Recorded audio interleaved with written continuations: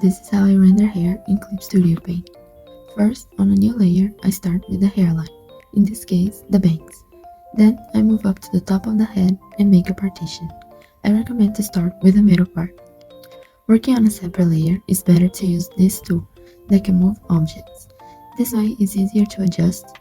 I'm using a G-pen to draw the guidelines for my painting. You can see that I don't do a very polished line, because I'm not going to keep it as a line art. For this hairstyle, the main focus is to make it really round and fluffy, because bended hair doesn't really make a straight line. Take time to adjust the size of both bowls. For this, I'm using a reference, but unfortunately, my screen recorder didn't catch it. Now, find the starting point of the bangs. This way, you can readjust the top and make it more proportional. In anime style, the head is really exaggerated. On a new layer, I start painting the base. This is the brush I use. You can get it for free on Clip Studio Assets, but you just need a thick brush at 100% opacity so the color doesn't overlap. You can also fill it with the lasso tool, but since I don't really use line art, I like to have a better control of the shapes, and painting like this is easier for me. Now create a multiply layer to paint shadows with a soft round brush at low opacity.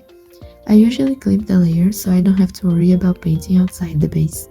Clipping is really simple, just make sure the layer is on top of the base.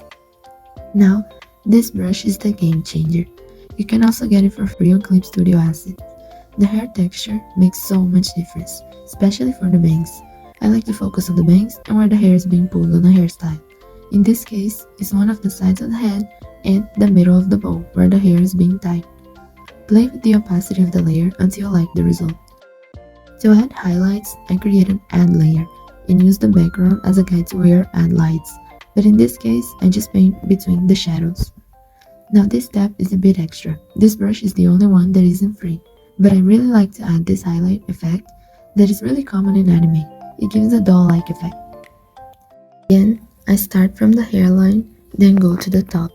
This way you feel like it's easier to tell when something is wrong and get the base done faster. In this hair, something was off, but I couldn't really tell what.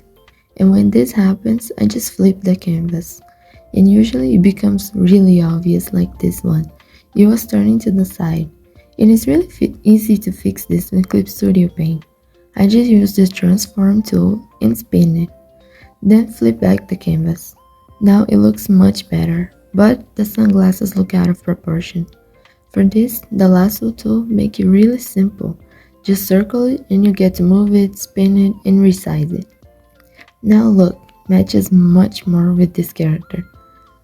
Here, I'll just repeat the painting process. The only thing that really changes is the level of opacity needed.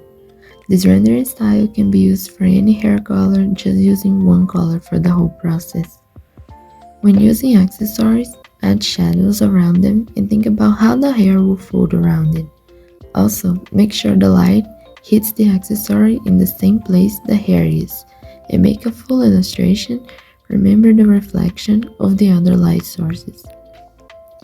The only adjustment needed in this painting style is when there is more than one color involved. For this one, I'm making full bangs. They are really simple. Just draw lines that are open to the opposite side and they will meet on a straight line in the middle. Define the hair length and find where the bangs are brushed down from. I like to use reference, it's really good for improving. For the two bumps on the top of the head, think about where the hair will be pulled from, and the hairline divided in the middle part, so it's divided equally to both bumps.